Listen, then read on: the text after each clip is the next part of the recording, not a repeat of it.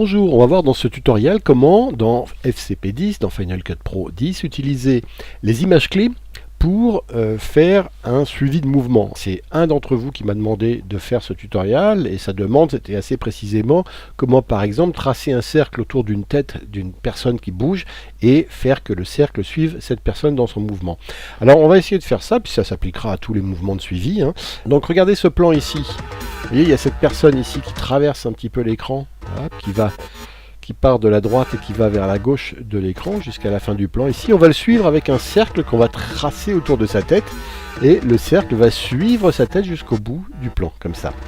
Donc on vient ici au début, au moment où la personne, hop, arrive ici, image par image. Hop, on va faire entrer le cercle ici, à partir du moment où sa tête est à l'écran. Et donc on va utiliser pour ça un des générateurs fournis dans Final Cut Pro 10 qui est dans Éléments. Si on regarde ici, le cercle tracé. Donc ce cercle tracé ici, je vais venir le mettre. Donc je vais faire ici un I. Hop, ici j'ai sur cercle tracé, je tape un Q. Et vous voyez qu'il y a un cercle qui vient se poser. Si je fais un peu moins pour être ici, vous voyez ici que j'ai, hop, ici mon cercle qui est venu se poser, mais pour le moment il est immobile, il ne bouge pas. Donc maintenant on va revenir aux premières images du plan. On va enlever le skimming audio parce qu'ici il me gêne un petit peu. Donc sur la première image du plan, et la première des choses qu'on va faire, c'est qu'on va redimensionner notre cercle et le positionner sur la tête. Donc on va sur vidéo ici. Et on va réduire son échelle déjà. Boum, beaucoup plus petite, peut-être comme ça. Et puis on va ici activer le repositionnement et venir mettre, voilà, le cercle autour de la tête, comme ça.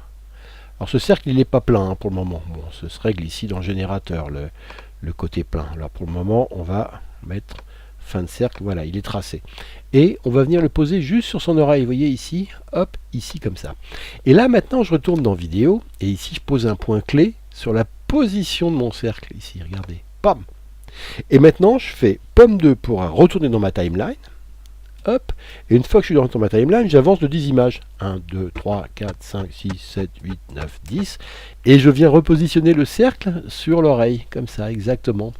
Je ravance de 10 images, 1, 2, 3, 4, 5, 6, 7, 8, 9, 10.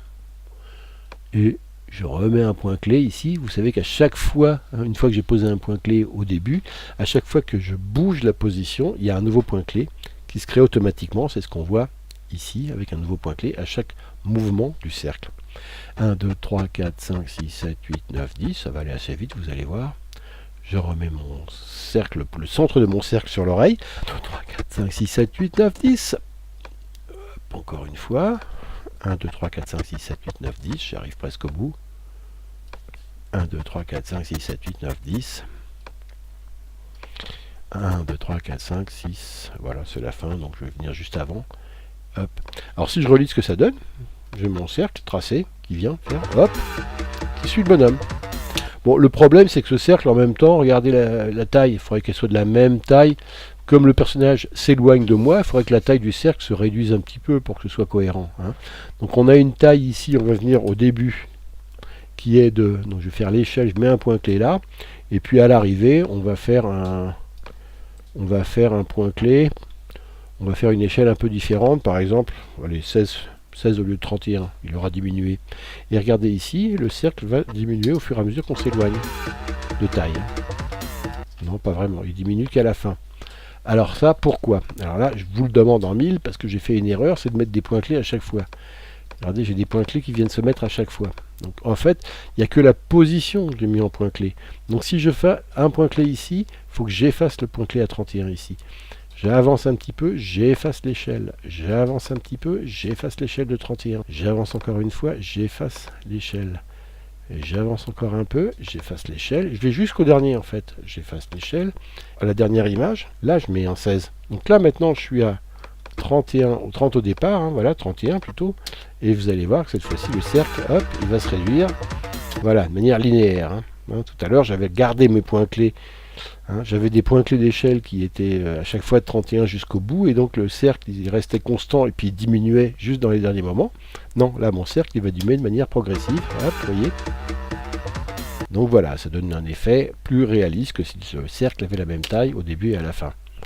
Alors évidemment le cercle, je peux changer sa couleur, là les rouges, mais on peut très bien mettre un petit jaune ici.